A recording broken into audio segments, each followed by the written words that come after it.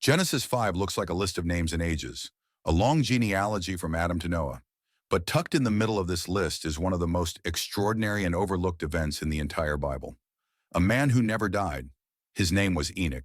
While everyone else in Genesis 5 is described with the same pattern, and he died, Enoch's story breaks that rhythm completely. Enoch walked with God. Then he was no more, because God took him. Genesis 5:24.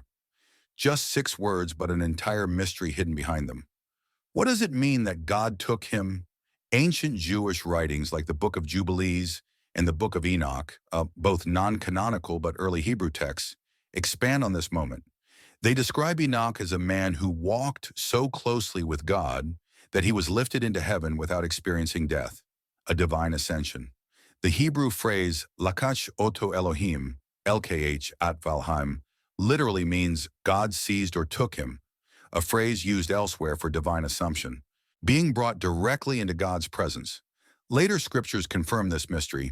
Hebrews 11:5 in the New Testament says, "By faith Enoch was taken from this life, so that he did not experience death, for before he was taken, he was commended as one who pleased God."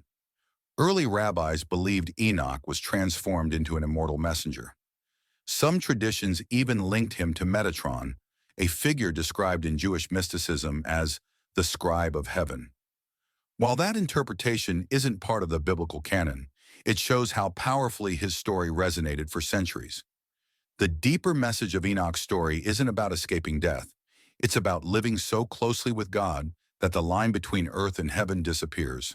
While the rest of humanity lived ordinary lives and eventually died, Enoch's walk with God transcended mortality. His story was a preview, a divine whisper of eternal life long before Christ's resurrection. In a chapter filled with death, one man simply did not die.